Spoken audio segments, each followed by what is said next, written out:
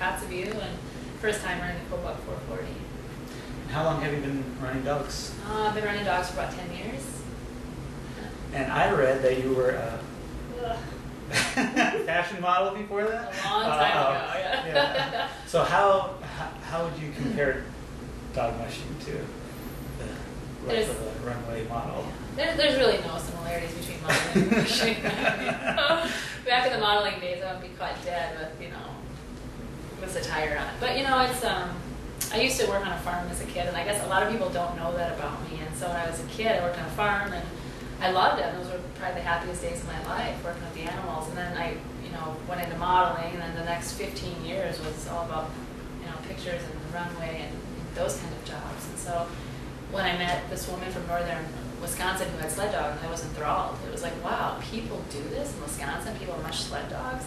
And so I started working with her on weekends. And long story short, she one day said to me, "I won't sell you dogs unless I know you're serious, because this is a lifestyle and it'll change your life forever if you get into dogs." And she was absolutely right. So anyway, I loved it. I got hooked right away. And so, yeah, I love it. Dogs are exciting, and they all have their own personalities, and not any day is the same when you're training a dog team, and the adventure and all of it.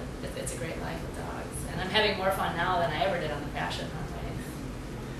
And you've got good mushing experience. You've run a couple Iditarods. Yeah, Iditarod finished in 2008, 12 days. I run the Copper Basin 300, the Tustamina 200, the Ginger 200, the Sheep Mountain 150, and Chattanooga 200 a couple times. So I feel, I feel competent. I feel, I know how to take care of myself. I know how to take care of my dogs. And where we live, we have similar weather conditions with wind and really cold weather. Right now, I think it's been minus 20 at home.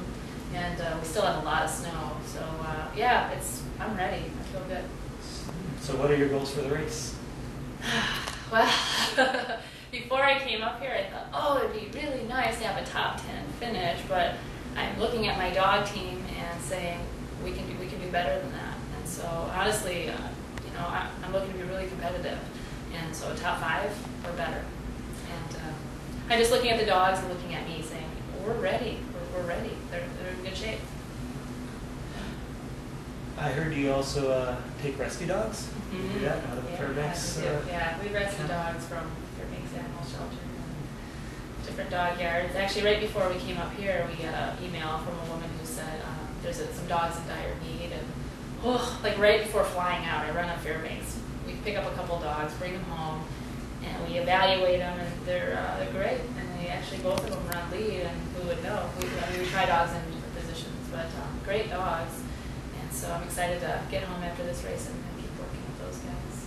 And so then rescue dogs do fit into your team well? Some do, some don't. When we rescue a dog, we don't look at the dog and say, wow, I'm going to go rescue a dog because he might fit into my race team. That's not the objective for us. The objective is to find good homes for these dogs and to take dogs that other people won't take, because a lot of dogs are put down at the shelters because they're sitting for so long. And so I'll take the dog who nobody else will pick, the dog who's shy or won't come out of his doghouse, because nobody's going to want that dog. And so we have a chance to work with that dog, and maybe within 2 weeks or 2 years, each dog takes a little bit longer.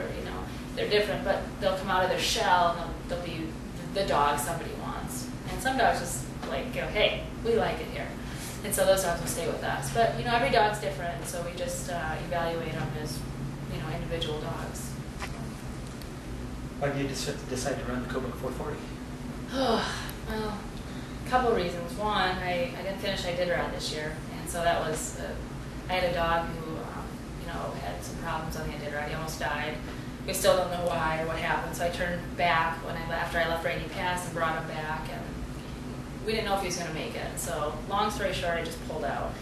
And so I got home and I was looking for the next race, and this is it. And then the other thing is I kind of needed to heal after Iditarod. When you pull out of the Iditarod, you've been training for it all year long. You got to do something. And I can't just sit home and watch another race go on. I have to do something. And so do the dogs. They're trained. They're sitting there going, why are we sitting home in the kennel? So this race for me is kind of a healing race to just wrap the season up and have a good time with my team, and to just to look forward to next year. I just need to end the season on a good note for me and the dogs. It's important. We've worked really hard all season.